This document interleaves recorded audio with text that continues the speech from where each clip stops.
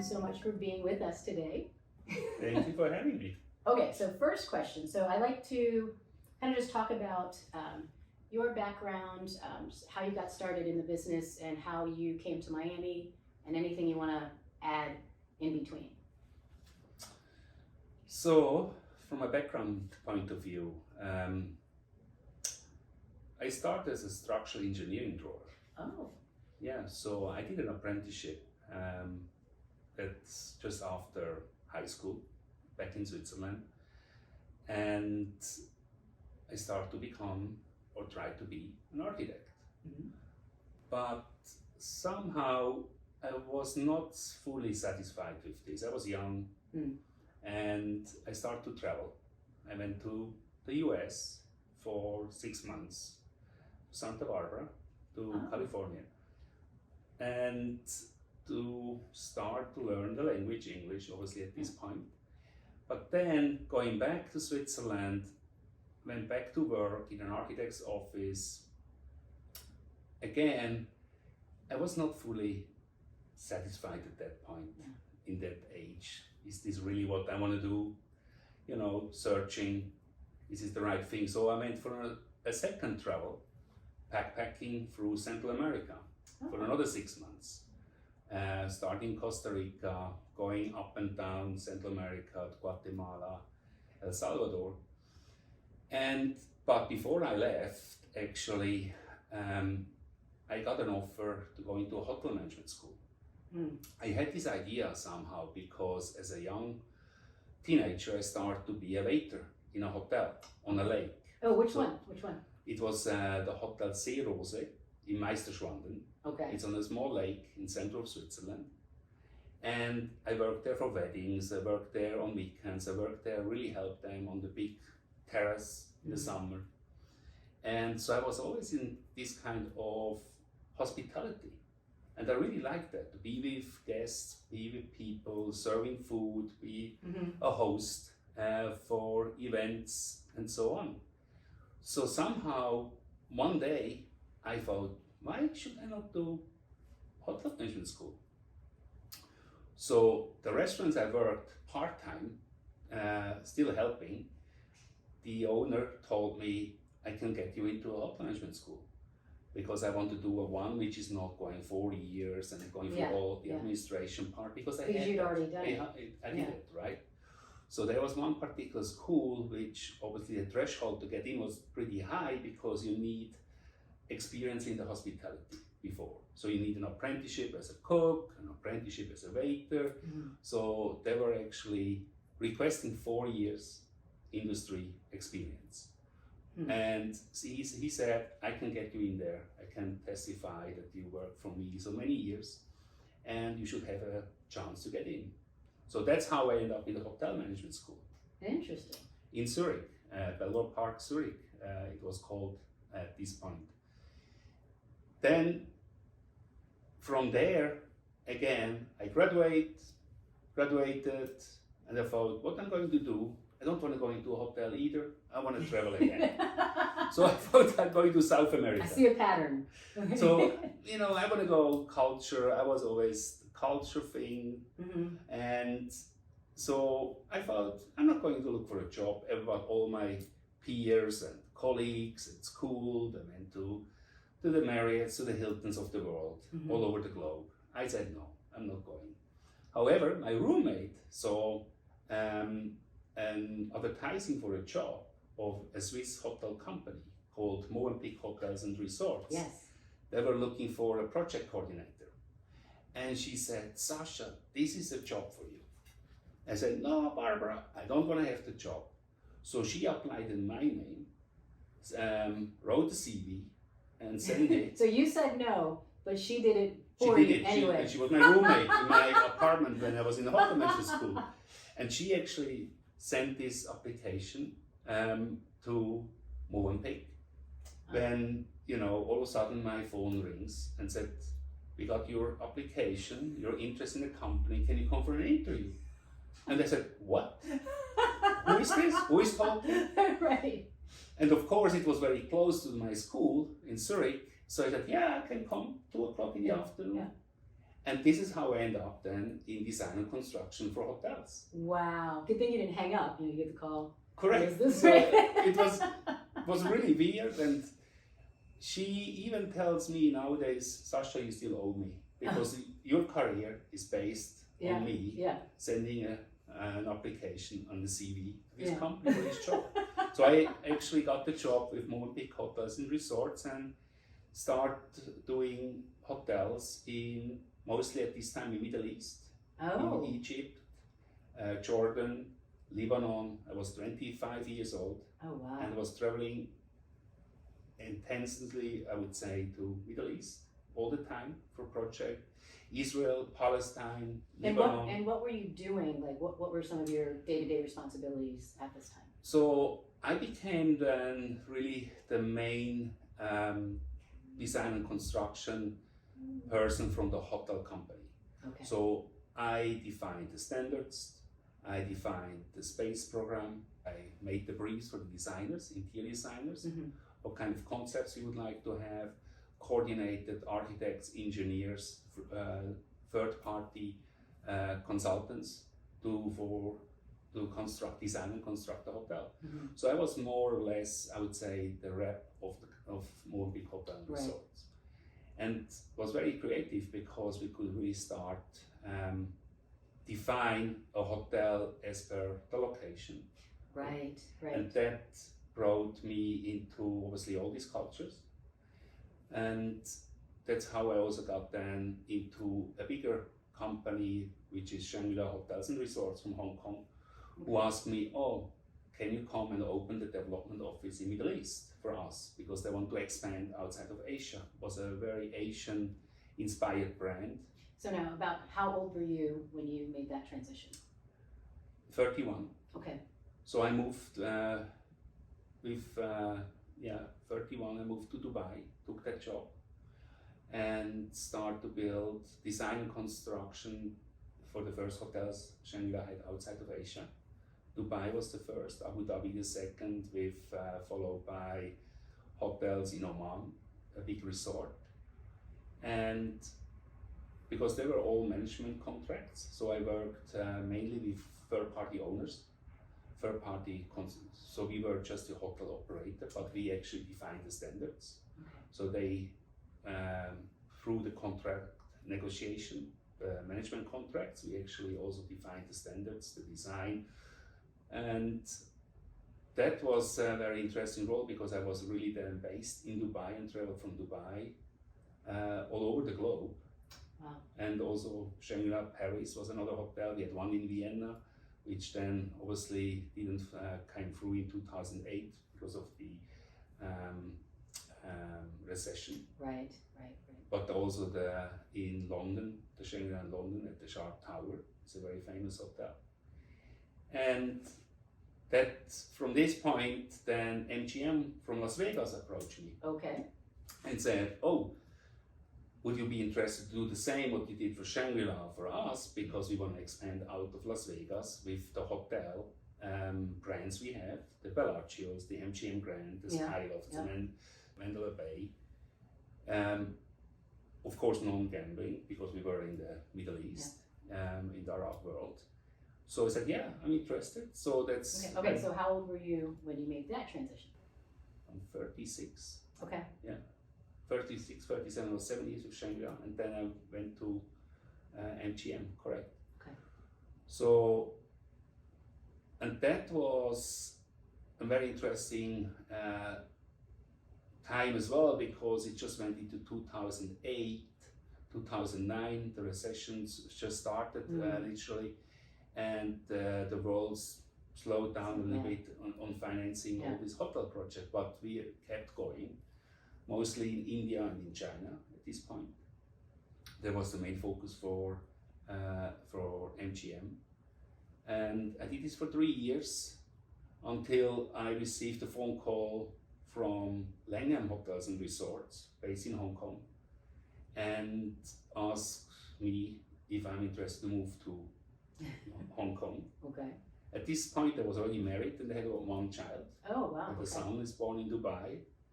And my wife was pregnant with the second one, and I said, are you up for a gig? Should we go to Hong Kong?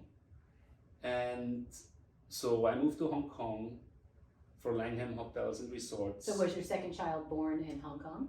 The second and the third both born in Hong Kong. Okay, all Yeah. right. So then I moved to Hong Kong for another 6 years working for Langham. Also many hotels in the US. So this was a company like Shangri-La owning a lot of properties, so own and operator. Mm. And I like that part most because before with, let's say, with MGM and with Movenpick, we had to rely really on third-party owners. Right. So the finance, we didn't have really so much power over the financing.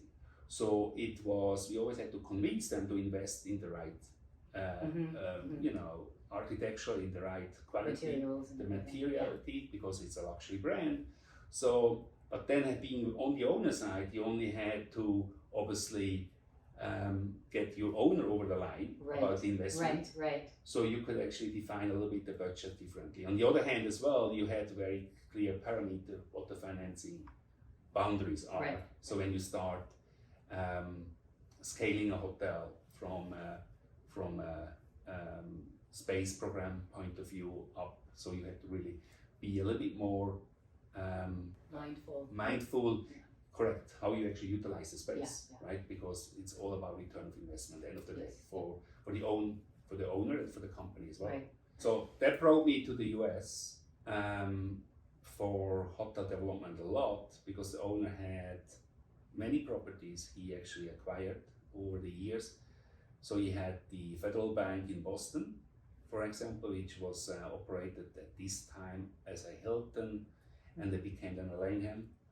And but then he made a big move with acquiring 20 floors at the IBM building in Chicago, which was the last building Mies van der Rohe did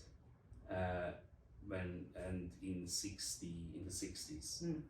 And that was an interesting project because he told me, Sascha, look, with this project we're going to redefine the Langham brand. The Langham comes from London, which is the famous Langham Hotel he acquired, so he had the name. But due to the reason he bought all these hotels, like the Ritz-Carlton in Pasadena, he renamed it to the Langham. All the hotels had different design elements. Right. And so he wants to create his own brand, his Right. own So, DNA. Right. So when you're there, you know it's Correct. a Langham Hotel. So he wants to do, the spa was important for most of the Asian brands, but also then he said, what is my DNA when it comes to design? What really is, what is close to me, himself? And he was a heart surgeon before, as a doctor. A heart surgeon? Yeah. Oh my So, goodness. and he inherited obviously he actually went back to his company, his family business, and he became the chairman of the family business, which is a real estate company in Hong Kong. So he said, I like white. And of course, then all the operators, my colleagues said, yeah, but Dr. Law, you can't do white. White, will not last, it will stay. I don't care, I like white, I like clean, I don't like dark colors. So we actually start creating a palette of colors, which is infused with a lot of light colors. Right. And white plays a central role. And why we actually did that, I think one of the narratives we did when we start to define what is Langham Hotels, it's a British brand. But when you see the British brand, we actually get inspired by the British colonial. Yes. Because especially they used a lot of white. Yes. Then as well, light colors in the Caribbean, wherever the Brits actually were in the colonial time. So we said, okay, so here we have the white. So we start to build a little bit the classic colonial elements into a modern way. Right. So to still have a kind of a balance, what is British heritage.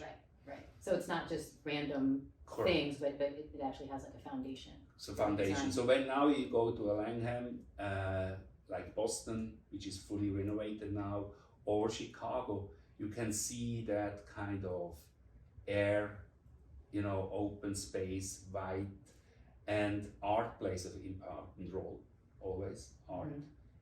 He was a huge art collector himself. He likes from music to film, culture, art. So art played a very important role. So that actually was an interesting role to create that brand. I was really close with the team, with the marketing team, with the development team, with the CEO to build that brand for the owner of Langham Hotels. And that's when everybody was always saying, hey, why you don't work in the US? Because you're so much in the US. He acquired the building in, not the building, a plot in San Francisco. Okay. And he said, I want to do it with Renzo Piano. Oh. I only do it with Renzo Piano. But Renzo Piano said, no, I only take 3 jobs per year, no more. Oh. So he said, Sascha, you go to see Renzo Piano and you convince him that he's doing the building for me in San Francisco. And he also acquired a plot in Tokyo. He said, I want to have both by Renzo Piano. So that's 2 in that year, right? So I went to Genoa, I went to Renzo Piano, and I said to Renzo, this is the jobs we want, obviously with you. And at the end, I left Genoa, going back to Hong Kong. At least he's doing San Francisco. Oh, wow! So that so that again, this shows a little bit how I traveled through the world and also met a lot of those really genius architects. Right. Right. With I worked with Raphael Vinoli, with MGM. Oh. But the project never went through. It was in Abu Dhabi, or with Sir Norman Foster. Oh. So he's my favorite. So we had a lot of meetings, obviously also with MGM. We were also looking about these iconic architects. But the owner. Oh, okay. I have a question about Vignoli. Every photo I see, he has on about 4 different pairs of glasses. So like different eyeglasses. So when you met him, I mean, did he have on all those glasses? It's usually like there were 3 on a chain, 1 on his head, and then like 1 pair on his face. Right. So. I mean, he and is the biggest smile on his face. The meetings with him are probably the most funniest meeting I ever had. Oh, I mean, he's not just a creative person. His sense of humor is incredible. Yeah. And his style, Raphael Vignoli, his style is unmatchable. He's just a kind of a person which you just love when you see him. You want to work with him. Yeah. He's crazy, but he's also full of fun. And I think it comes together so well. It's so well balanced. Yeah. I love every photo I've seen. There's just something in his eyes. It's just everything you said comes through. You know. Okay, so now I have to ask about Norman Foster. So what is your experience with him? With him, you're exposed with Norman Foster really, literally just in the concept phase, and then obviously he has a very, very strong team of architects executing his sketches, his concept. I mean, if you want to see and want to meet a really British gentleman, probably Sir Norman Foster. Yeah. And the meetings we had with him in his new office building in London it's really about architecture in a way. He's more an urban planner. That's where he comes, and he's creating that kind of niche homes in a tower, for example, in an urban city, and how we can integrate living within, let's say, within one building. Yeah. So I think the multi-use buildings he's famous for nowadays, building from hospitality to residential to shopping malls to parks, integrated into an entire development. I think that's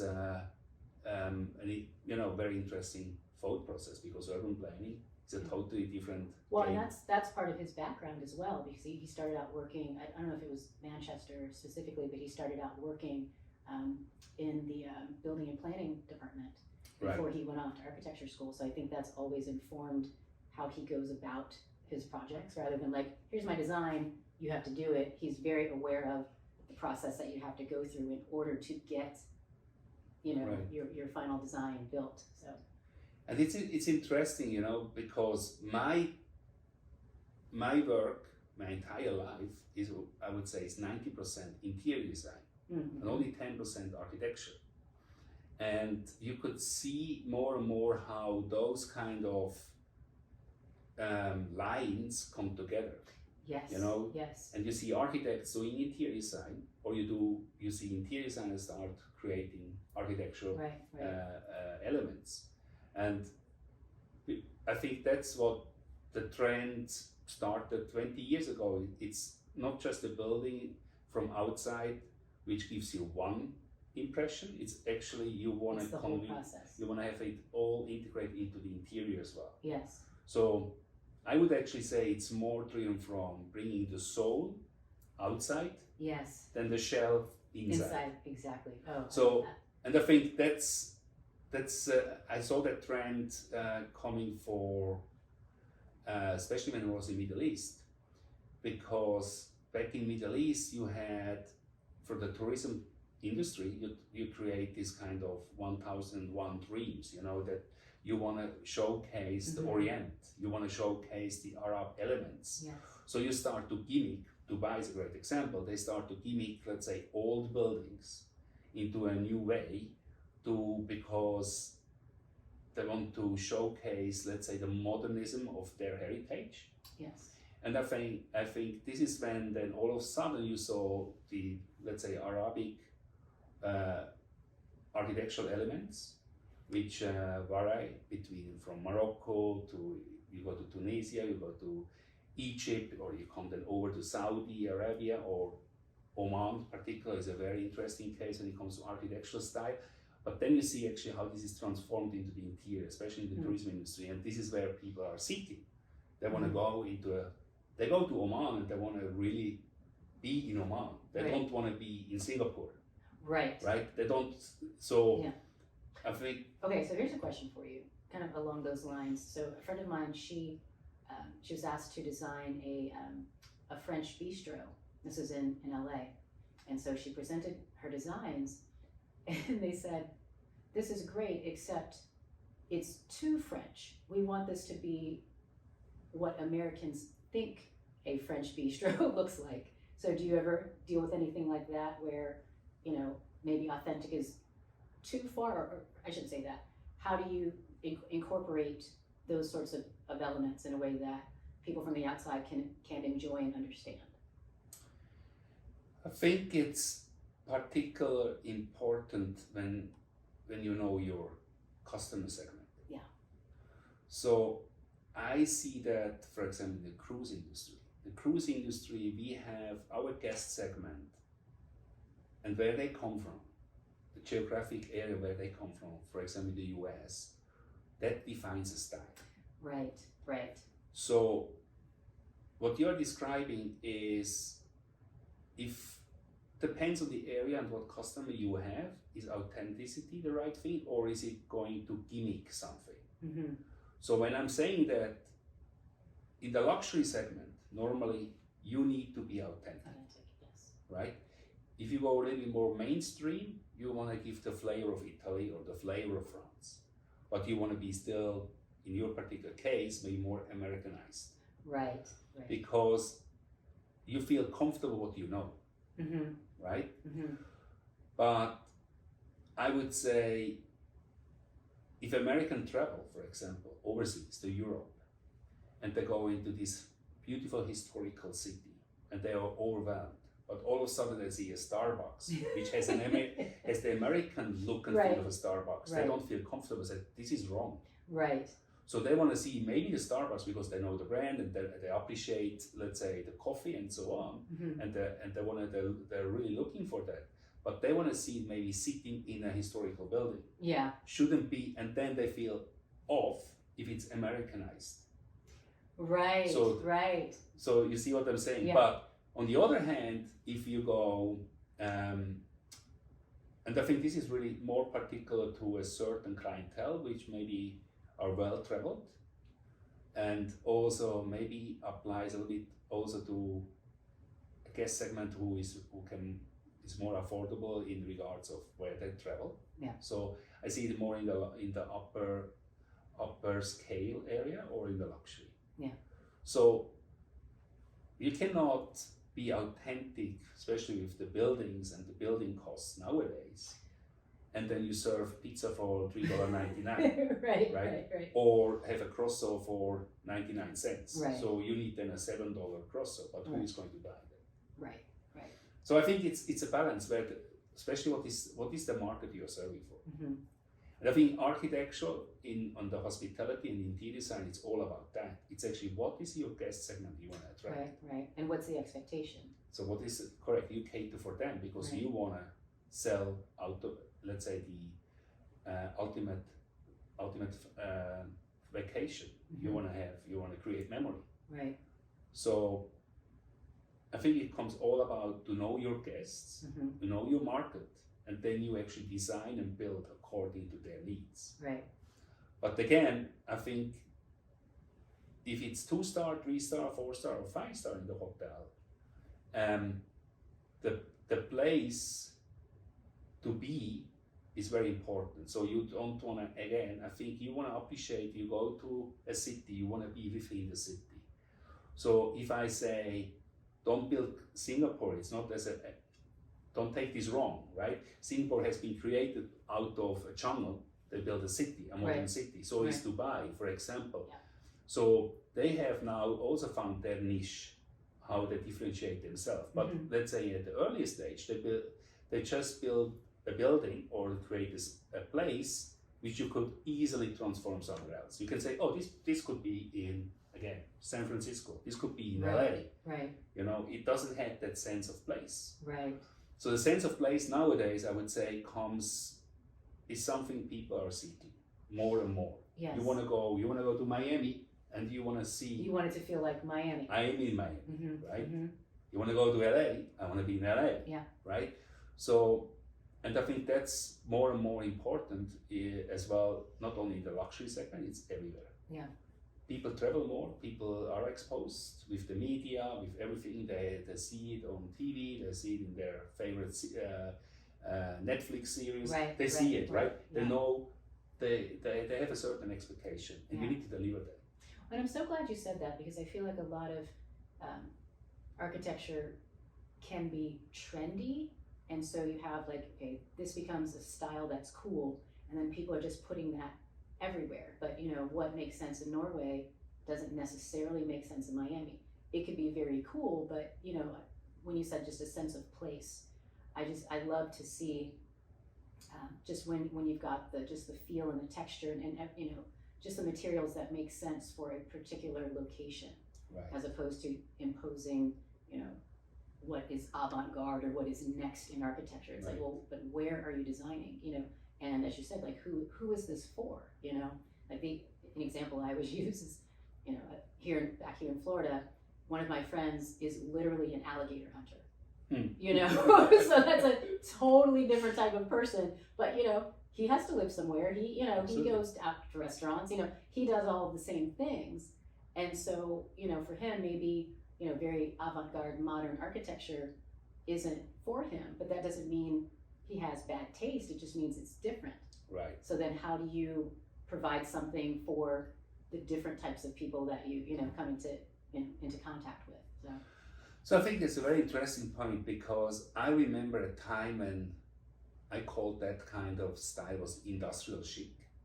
So you start to bring in a lot of raw material, you make this, you know, and so the restaurants start all using the wrought iron, and exposed things. ceiling, you know, and so this industrial chic element is still very relevant nowadays. Yeah. But the point is, to your point, you don't want to create a restaurant and you come in and you see this element and you feel good, but you think, oh, I could be in Oslo, I could be in Stockholm. Mm-hmm.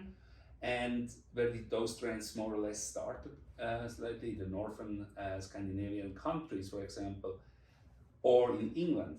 And I think nowadays it's really, again, the balance. Yeah. You want to have trends. We had the Peruvian trends with the Peruvian restaurants. You know, all of a sudden. So you brought the Peruvians in. You have here, well, obviously the Cuban architecture is very important in Miami. So it's still close to the people. But what is the next way? How can you merge it with a trend who comes out of Asia? How can you merge And I think the Peruvian trend was like that. It was a Peruvian restaurant, but was merged with a Japanese concept. Oh, okay. So you start to have these more straight lines. You know, the Japanese are very precise. You know, there's no, you don't overdo a design as such. You do really clear lines, clear light materials, real materials. And then you have the crazy night of the calypso dancer and the Cubans and the margaritas and I think, you know, how you merge that? I think it creates really an incredible story for the makers of the design, because you really start. But it's a thin line as well. You don't want to be tacky. You don't want to be, to your point, you don't want to. Design should nowadays last the time. It should be timeless to a certain extent. You need to love it. I like it, but it can stay there. Yes. We have a trend in the industry that you actually you start cheap by renovating, very cheap. So it means I want to have every 2 years a new concept. So we had this time, there's still some brands out there that still follow that trend and said, look, I want to give a new dress to my space every 2 years. So be crazy, be on trend, be the latest and greatest out there, but make it in a way that I can rip it off in 2 years and put the new one in. Because the trend's coming and going so quick nowadays. But again, and that's a certain market segment for people who are looking for something, Correct. but you know, they want to go to, you know, their favorite hotels, but they want it to feel different as opposed to going to another hotel to get a different experience, right?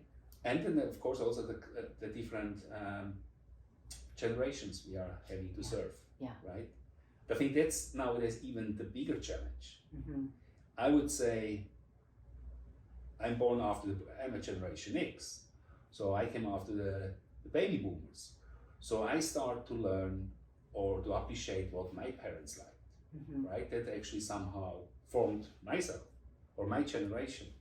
But then you see the newer generation, the younger generation right now, they have any trends on the fingertip. So they don't really need to follow what the parents, let's say, teach them, for example. They can, because they find very quickly now with the social media their own style. On vacation to go look at something, they can just look at it. And I think, you know, in the old days was let's say my father, just to take an example, if my father, for example, liked Four Seasons, it takes me every year to Four Seasons. So I grow up in a Four Seasons. So nowadays, obviously that's a different story. You have so much more trends that even the kids and the young generations are choosing their own trends because it's so more visible to them than it was in my time. I didn't really know what is left and right. I had to follow my guardians. You're not 7 years old saying, oh, I want to check out this hotel around the corner, right? Exactly. Okay, so next question. How does your background and just where you grew up, how does that influence your work, do you think? More on the ethical point, I would say. More on a what? On the ethical point. When I'm saying that, I think where I come from, it's, you know, Switzerland. And I think I try to be honest in not only how I work, I think it's also on when designing space. So I think being honest and close to nature, which is even more relevant nowadays with sustainability. I think is something maybe me as a Swiss is ingrained because we grow up in the nature, we have the mountains, we have the beautiful lakes and everything is clean and proper. So, and that actually, I would say, being humble in the same way, you know, because we have a benefit coming from Switzerland, obviously, because small, tiny country, super clean, everybody raves about it, about the brands we have, the quality we have, and so, but we are not that many. So we have the privilege in a certain extent that we are received well in the industry, and not only in the industry, but worldwide. If you are Swiss, you know, it opens you some doors. And I think we never had really to prove that we are the best, because we just became in certain brands the best. Mm-hmm. You know, if it's the watch industry, it is chocolate, it is you know, you name, or cheese, whatever, any Yes. quality. So I think that made us also humble to a certain extent, that we knew that this is our only resource we got, you know, is quality. So we have to learn that and to be humble and to build quality from early stage in our career, because this is all what differentiates us to others in the big world. And this is the reputation we have, so we can't lose that, because this is the only resource we have. Is the work ethics, is the quality we produce, and it comes with a cost, but I think the world adapted to that quality costs money. Right. And even more nowadays than in the past. I think that's, so is this influencing my work? I would say yes. Being in Switzerland, growing up with even 4 different parts in Switzerland helped me a lot culturally. Mm-hmm. You know, I was always open to all these cultures. Switzerland is, you don't have a typical Swiss. You know, even that the ones you see, you think they are with the folklore dresses, but Right. you don't see them anymore, right? Swiss has always been, with all the immigrants we had, became such a multicultural environment. When I grew up, we were multicultural. So that helped us as well in so more adaptable to other cultures and religions and races. I would say that that's a huge benefit to me as well. Yeah. Because I never had that, I never had to really go through inclusion to learn it. It just happens. Right. Right. It just happens Yes. naturally. Yes. I think that helps in my time and my work. That's why I traveled. Used to live in Middle East, a totally different culture, Mm-hmm. outside of my culture. Hong Kong for 6 years, same. Went back to Middle East again, to Qatar. Even it's in Middle East or in the Arab world, it's a totally different country with a different culture to a certain extent than Dubai was, which was more, I would say, more a modern way. And then obviously to the US, to Yeah. Miami. Yeah. And look at Miami. Miami is, it's not the US as we have it in picture as well. It's so multicultural. Right. So I think, yeah, that's probably, I'm very privileged to come from Switzerland, because you get those kind of values with you naturally Yeah. when I grew up in my time.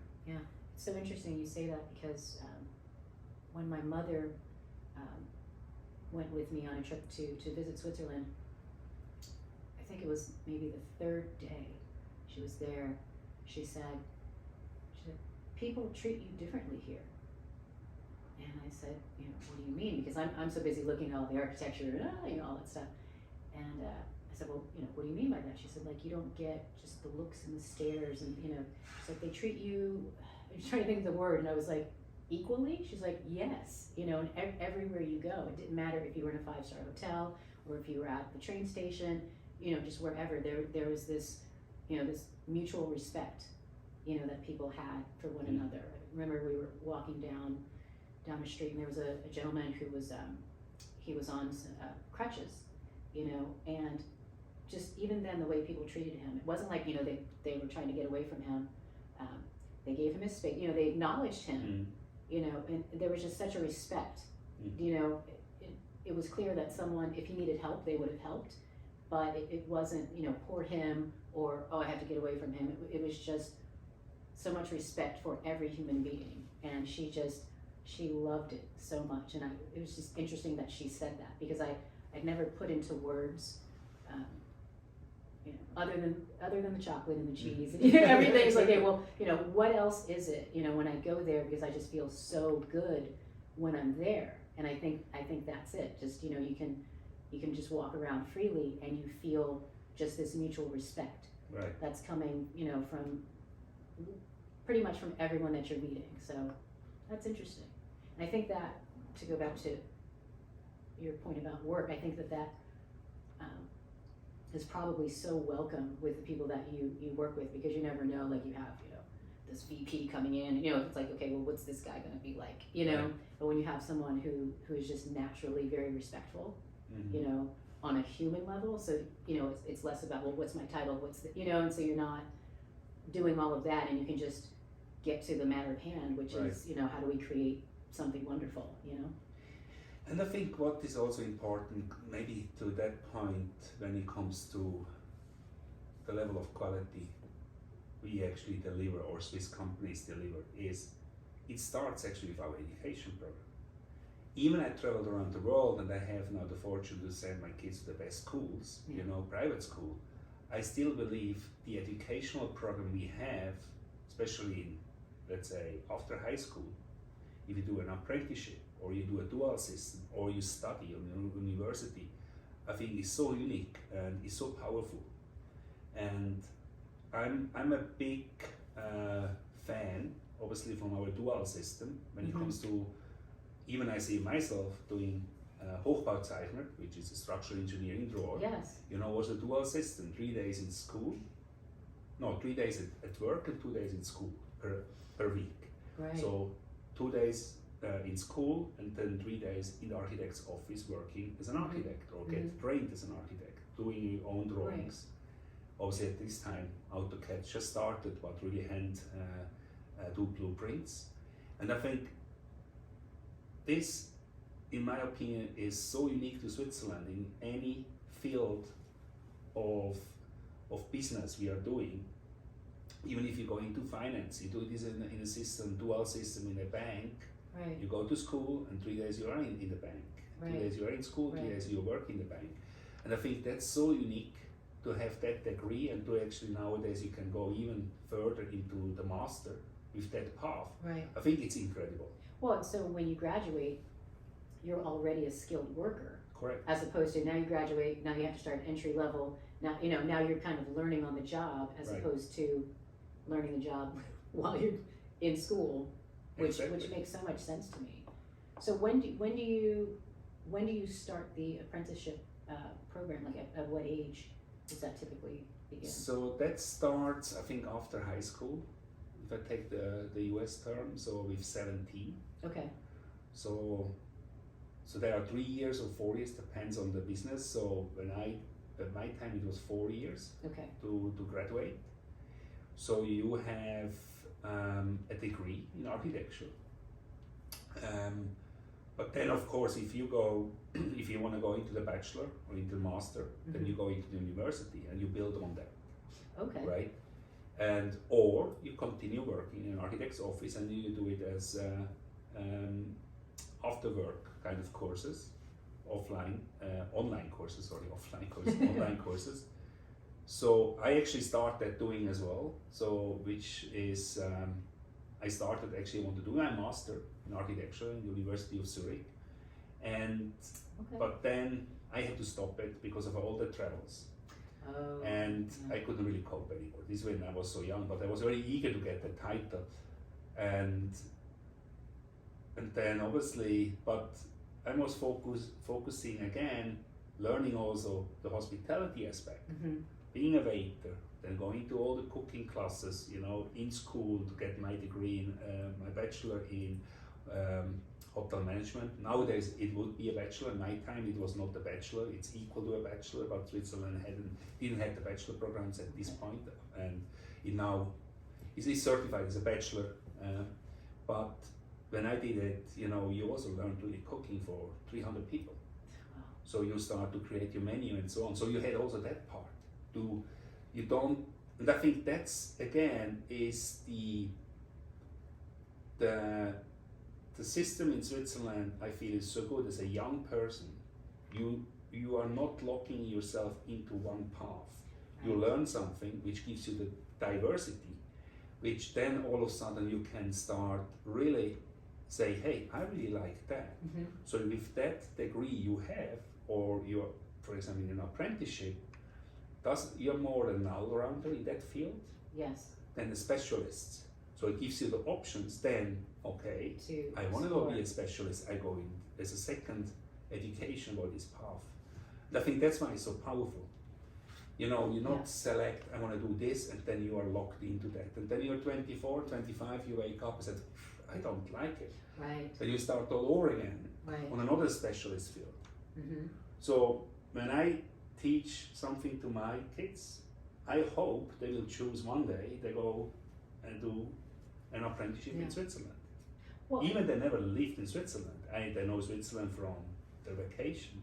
right. They speak the language because we speak Swiss German at home, but you know they are in the international school environment. But I hope one day they go back, and I hope they could do it. But it's up to them. Yeah. But How old are your kids? 12, 10, and 7. Okay, all right. So there's time. Plenty of time, and I'm saving a lot of money Oh, just in case that's they good. will not decide to go back to Switzerland. Yeah. Oh, so I was going to ask you, along those lines, you know, just listening to your talking about, you know, your love of travel, and then, you know, hotels, and then, you know, to now be with Royal Caribbean. It's sort of like you get to travel and it's a hotel, you know. So it kind of, you know, really worked out for you, where it's, you know, all the things that you love, sort of in one place, and that kind of brings me to my next question. So was there ever like a moment where you thought, you know, like, I'm actually pretty, you know, I'm pretty good at this, or, you know, I think this is a path that I want to take, or was it more one experience led to the next, led to the next, led to the next, or were you more focused on, you know, I want to do this thing, and then you move toward that? I think it's maybe more Or combination, it could be. you know, I didn't know what to do, as I described, right? I did a job. I don't think it's the right thing. I was traveling. What should I do? Hotel management. So I think one thing led to the others. Yeah. And I adapted slightly a little bit, because now I'm in the cruise industry. I was 20 years in the hotel development world, design and construction, landside, totally different game than something which is floating. Mm-hmm. But I have to say, maybe because I was so open-minded, one thing led to the others. But being passionate about what you're doing, Yes. but be open-minded as well. Don't lock yourself in. I think was part of my path. I didn't really plan it. I just did what I did right, Mm-hmm. and with passion. And if an opportunity arose, you know, I said, should I go for it or not? My wife told me once, take a list and make all your plus and minus about that job. Mm-hmm. I never did that list. So I know, but what I'm saying is actually sometimes it's also, you feel it, Yes. you know, and Yes. I think being in this kind of environment, to be, again, being honest when it comes to design, be honest to yourself, appreciate the good things, and listen and be open-minded. Mm-hmm. I would say opportunities arise, and you know, maybe it was luck to a certain extent, but I think you can also path it a little bit with your own way of working. You actually, you know, if frankly speaking, if you don't like the job, that's when I quit. Right. Well, that's why I love what you said about passion, because I think when you are passionate about what you do, like-minded people just sort of come into your world. You know, you don't have to necessarily, you know, seek it out, or you know, drag it down, you know, to come to you. Like, I think just by, you know, being your authentic self and being passionate, at least that's been my experience, just opportunities seem to arise from, you know, out of nowhere, you know, that are just perfect. You know, it's Right. like, well, how did this happen? Where did this come from? Or, you know, you get recommended for something, you know, or your friend, you know, creates a CV for you and sends it to someone, you know, because I feel like they see something in you, Right. you know, that wants to connect. And I think that comes so close to architecture as well. Yeah. The appearance, you know, it's your first sense of arrival. Is it from an exterior or from an interior? I feel the most successful buildings in the world always have that kind of openness. So it's approachable, Yes. you know, and the moment you start to like it or hate it, you already are, let's say, you minimize the audience, right? So people told me, a colleague once told me, Sascha, you are so mainstream if you say that. I said, no, I think the appreciation again about being open, don't be gates. I learned that a little bit through in the Hong Kong or in the Chinese when it comes to the Feng Shui kind of architectural style, how you create a space. It's all about well-being, about human scale and how you actually feel. Right. But then I had, during my my works in India, I have been exposed to Vatsu, which is the Indian style of Feng Shui, where you create where is the water, where is the drain, where you can have, for example, fire, where you can, so for example, where is the stove for a restaurant, as in a particular area, or where is the sewage plant going, the sewage pipe going. So this is Vatsu. It's all about, it's not religious, it's just, when you think about it, became, that's natural. That's why would you do this in another way? You start to ask. So it's just kind of a building code which has been generated over generations or in centuries about the well-being of a human person. Of course, you need to adapt to the time, right? You cannot lock in something what was right in the 18th century. It doesn't mean it's right nowadays. But the point I was making is actually you see a building which has that character, or a space you go in, this character, when it's actually approachable. Right. I think this is what the hospitality is. You don't want to close out people. If you want to have a museum or something, and you would create something, a space where, let's say, there's a speakeasy door to get in, and you want to have that digital world experience, it's a totally different story, because you are seeking for that moment. Right. But that's why I think this is especially in creating space, now is even more important in the cruise line industry I'm doing, because you go on a cruise, you go on a ship, and it's different than going to a city. I'm going into this hotel and I'm going to stroll out and find that fantastic restaurant which is 5 blocks from here, or you go to Brickell City Center, or you go to downtown, or you go to Winwood, and you go on a ship, you're on a ship. Right. That's it. Right. So, and this is where I'm so fascinated about, that's why I choose to go into this industry,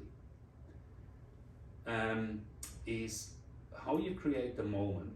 For example, especially the brand I'm working on, is we deliver the ultimate vacation for 3 generations. So we have my kids, myself, and let's say my parents' age. So how do I create a space for 10 days? Everybody goes home and said, wow, I want to go back. It was the best, amazing vacation I had ever. 3 generations, 3 different needs. So, you know, and you're on the ship. Of course, you have shore excursions, but you're there. You're still there, right?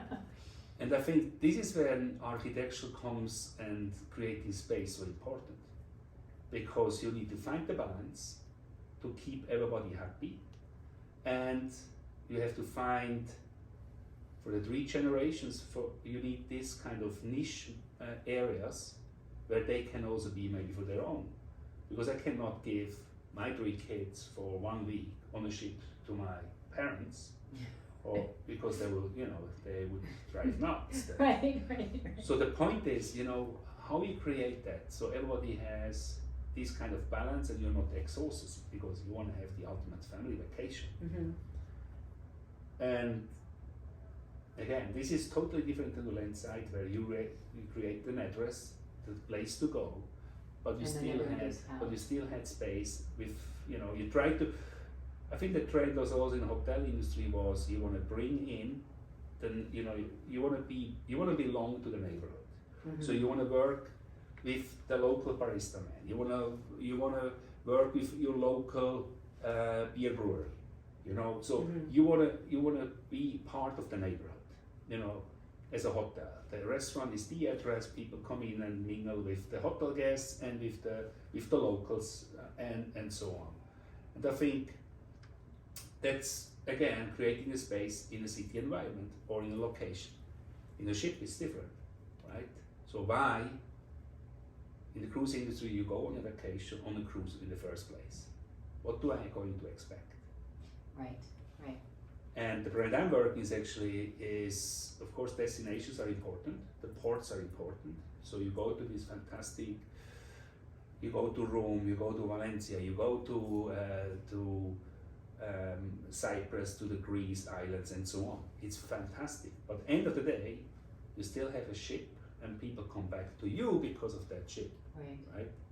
Because everybody can go and travel with another ship and another brand into this destination. So why they come here, and I think innovation and architecture is so tremendously important. Definitely. In the cruise line industry, and that's why I'm so happy where I am right now. Yeah. It's So I was reading that designing for cruise ships, you're basically just designing for earthquakes because there's just so much motion. So how does your structural engineering background play into your design process? I think the engineering background comes in about more creating the space as such. Thinking as an engineer doesn't always help in the architectural design, but you know, it sometimes helps me to balance off again. Especially, I think what is the biggest difference to land side, shore side we call it, to the marine and the cruise industry is we build a ship which is self efficient. That means we generate our own power, we generate our own sewage plants, we generate our waste systems, we have laundry, obviously, we have everything. We create our own water. We have reverse osmosis, so the drinking water, we are not bunkering water, we actually create water as we cruise. And then of course the sewage and the sustainability is the number one focus in our industry. So because we want to be sustainable. And so you create your own, somebody was saying, city. It's a floating city, right? Yeah. And that's actually really true because you're self-efficient, you are totally on your own. And the engineering part, please go. Oh, so how many people, so you have your guests that come, but how many people on the ship are sort of live there, as far as like are crew. working on the ship, the crew at any given time? So it depends on the brand, on the guest, let's say crew ratio. Okay. So depends on the market you cater for. It's like the same on the hotel side. Are you having a butler or you don't have a butler? Right. Okay. You have housekeeping 3 times per day, or you have only 2 times per day, or you have it 1 time per day. So it varies. I would say, in general, the brand I'm catering for is approximately a quarter staff, 3/4 wow. guests.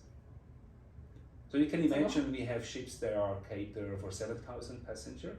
So you have literally another 3,000 on crew. Wow. Or 2,500. And so, they essentially live on this They ship. live, so here's the thing, we are not only designing space for our guests, we also have to design space for the crew. Right. And the crew is important because it starts in the cabin where they have their cocoon where they can go back and can can go on a FaceTime or do with their family. Our crew is international. I don't know how many nationalities we have, but a ship can have up to 100 nationalities just having on cruise. Wow. Right? Depends on the size of the ship. So they are all connected all over the world, but then they also mingle with their colleagues. So we create their own pub, their own karaoke room, their own, of course, canteen where they get the food, but then we have also their leisure facilities. That are private for them. just for them. Oh, that's With wonderful. their outdoor deck where they can be. So they don't have to feel like they're on duty all the time. Correct. Yeah. And we are very focusing on this for years. That, for example, we want to give. They serve in that beautiful bar in one of the open decks, drinks the whole day long to their guests, and then they go back and have that kind of, back of the house bar. That's not what we are doing. We want to create. We call it the space the same. Right. The name, for example, if you have a schooner bar, we also have a schooner bar. For example, we would call it schooner bar for the for the crew. So we are using the same material. We're using the same design. Right. So it's not making them feel. So they're downgraded. Yeah. We want to actually uplift them. Right. So because this is very important. They depends on their level on the ship. They can be up to 3 months on the ship before they have breaks. Wow. And they go home to see their loved ones. Wow. Right? So you want it to be a great you experience have to for them. And it's the oldest saying in the industry. If the staff is not happy, the guest will not be happy. Yeah, that's true. So you have, especially in an environment like a ship, you have to do maybe even an extra mile to keep them happy because they don't have that after work beer down the road in a pub, in a local pub. They're still there. They're still there, right? Still there. Yeah. Still in the motion of the ship, but I think it's our teams who are handling just the crew is doing a tremendous job. Yeah. That's why we are recruiting so many. Even after the pandemic, they were eager to come back. Right. It was such a great experience. It's a great experience. Now, you were telling me earlier that you tend to travel 1 week out of the month to go. Well, I'll let you just so explain to me kind of just what your process is now as far as like building new ships and where you do your design work versus where you actually do the construction. Right. So we at the Royal Caribbean we work with 4 big shipyards who are building the ships. So they are all in Europe. So they are in Finland, Germany, France, and Italy. So the ships I am on the Royal Caribbean International brand, which are the biggest in the world, they are built. The Oasis class is built in France, in Saint-Nazaire, and a new ship class, which is the first in class coming out in a year, the Icon of the Sea, is built in Turku in Finland. And so when we do design, when we create the white paper ship or a new in class, we actually, the design is really heavily centered in Miami, because this is where the brand is, this is where we have the operation team. So its design is, I would say, Miami centric for the brand. The moment you start building, you actually become construction centric. So the center of gravity is moving to the construction side, because this is where the outfitters are, this is where the builders are, this is where the shipyard is. So right now we are in the last 18 months to actually build Icon of the Sea. So construction starts. We had the key laying in just 2 months back. Oh wow. So now it starts to be built, so they're building blocks and the blocks get lifted and the ship get assembled in such a way.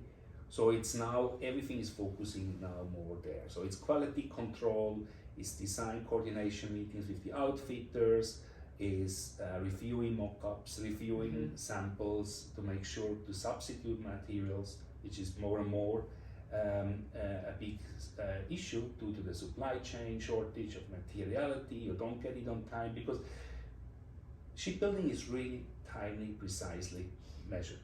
Because behind is just another one coming, right? Right. So the shipyards are building those slots, and you actually get the slot to build your ship. That means you need to deliver on time all your design for the design team at the shipyard to build their engineering drawings, because the ship is built in steel.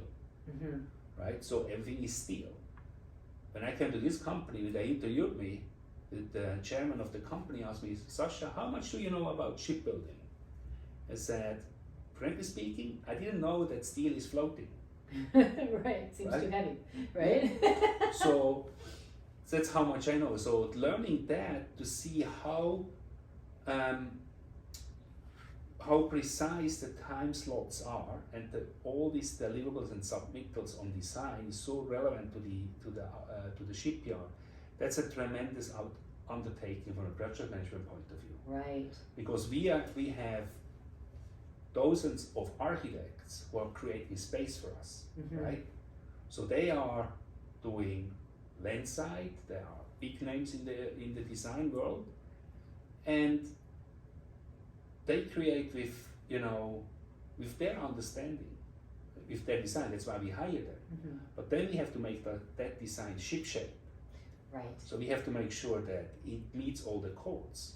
That when I say codes, even materiality in the marine world is different than the specification landside. Yes. So you have to find, when I go back to the substitute of material, we maybe specify a material in the US, and then all of a sudden that material is not available as IMO certified in the European market. So, but this is the closest we get. And sometimes you could imagine the bandwidth is like this. Right. It's rejected, find again.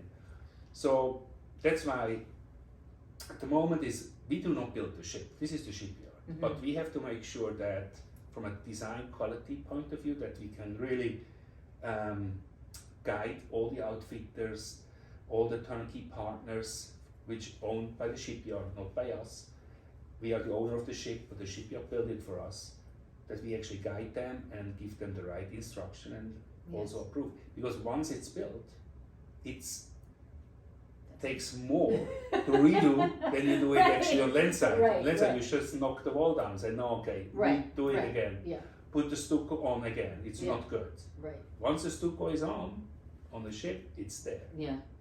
And so if you have to change it, sorry to interrupt you, but if you have to change it, then all of a sudden, the time's like it's a crisis, right? And then well, I was going to ask you, so like when you deliver the plans to the shipyard, that's it. There's no coming in and saying, oh, I'm just not feeling it. We want to change this, change that. Like it's pretty ship shape, as you said. But when you hand those plans over, that would be the ideal world. Yeah. But you design a ship which is going into a market 5-6 years from now, if you start. So a lot of happens in these 5-6 years. Right. So we are in a very competitor field. There are not many. We are talking here 350 big ships are on the globe. So it's a very small market right now, or when it comes to quantity of big cruise ships. There are not many out there if you compare to the hotels, right? So innovation is something which is so close to us in the design, but also from technology, engineering point, and so on. So I would say two main drivers right now we have in the designing a ship. It's innovation plus sustainability. So if we talk about innovation can be taken, as I said, in technology, can be taken in, but also taken into trends and about how you create the ship. So when I'm saying that, when we issue drawings, there will be changes because we want to adapt. We want to maybe say, oh, by the way, we have this new thing we want to try. We call it the wows, the W-O-W, the wow. So the wow comes in very late. So maybe we have to redo a space. And of course, this is not very well received by the shipyard. Right. And because they feel really, engineering-wise, you submit at this date, we build the ship, you come back when we give you the key. That's not happening. Right. That's not happening, and this is not what. So we are, and of course, then we have to find the way. Nowadays, I would say, since the pandemic, when the pandemic started, I think what is another big driver of changing, let's say, design is the costs. Yeah. The cost and the supply chain itself. Material went out of the market, companies are not there anymore, or you don't get it because it's from a part of the world you can't get the supply anymore. Mm-hmm. The war in Ukraine is putting another burden on the supply chain, Yeah. especially in shipbuilding. We build the ship out of steel. You know, there's a lot of steel coming from Ukraine, or companies in Poland, they produce in Ukraine, because we are so European centric when it comes to shipbuilding. Mm-hmm. So now we have to find other resources. We need to maybe adapt the design due to the reason that the costs went tremendously high. They exploded. Mm-hmm. So we don't use the word, but we need to value engineer to a certain extent.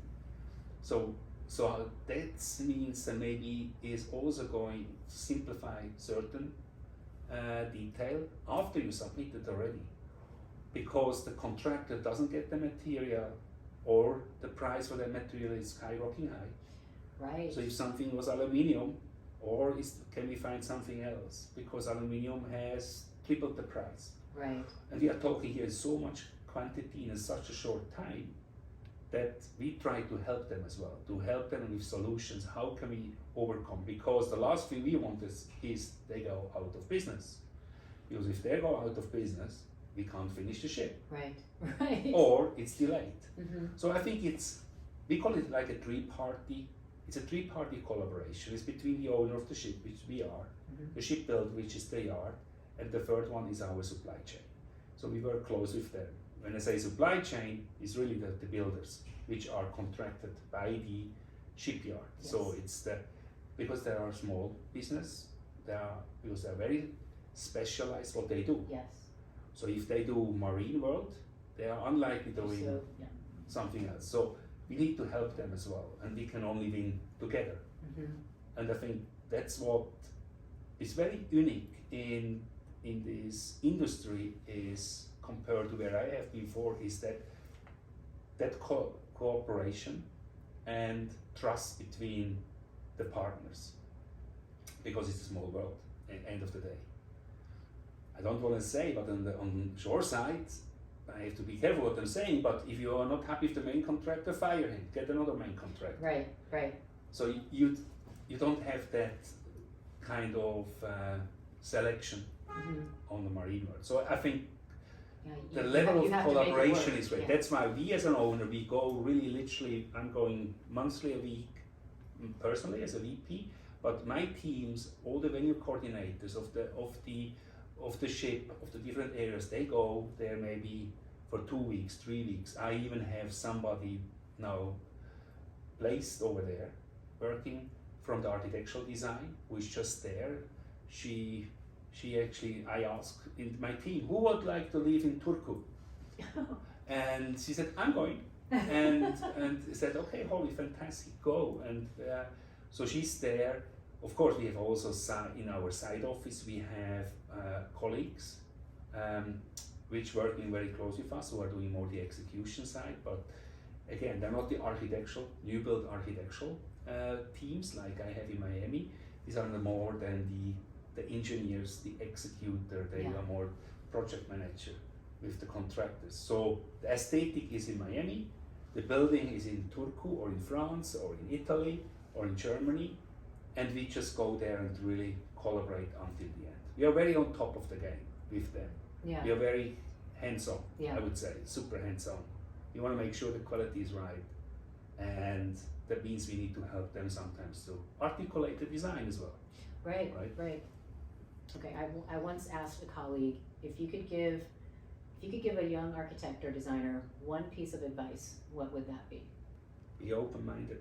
Hmm. Don't lock yourself in. Be open-minded. Yeah, I think that's that's a theme that I've been hearing Right. throughout this whole Yeah. conversation. Be open. Yeah. Open-minded.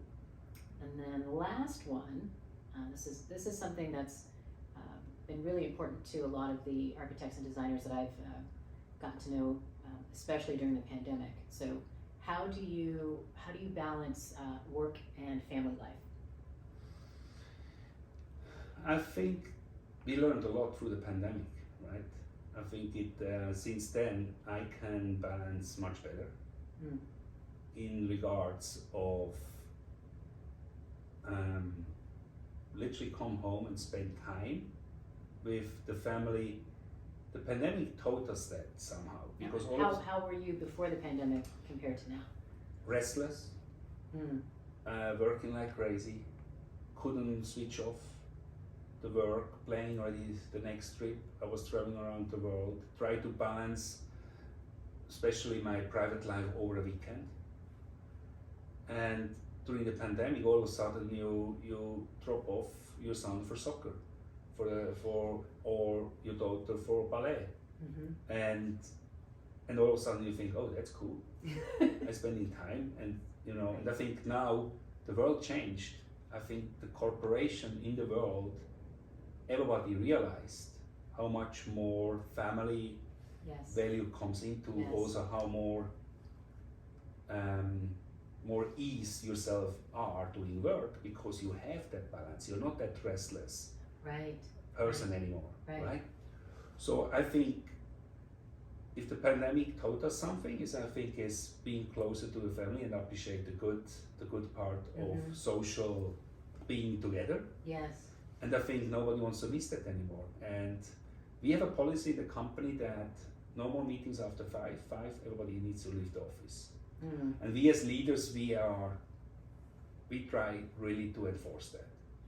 I'm at 5, I go out of the office and I see people there said, hey, out. Yeah. In my way of working with them, saying, hey, get out, go home, right? And I think I see much more the performance raised, that people are more balanced. So. Yeah, I think prior to the pandemic, there was this sort of badge of honor. Oh, I'm so busy. Oh, I was working 12 hours today. It was kind of like, oh, and that is no longer seen as a good thing, which I think is wonderful. Yeah. Because the question was always like, are you busy? Are you busy? Are you busy? Not, That's are you crazy. happy? Are That's you crazy. fulfilled? Are you are you enjoying life? Those were never important questions, and I think they have become so important now. And I think people really start to value life differently. Yeah. And I mean, even little things like, I notice in a lot of email, greetings, it's, I hope all is well.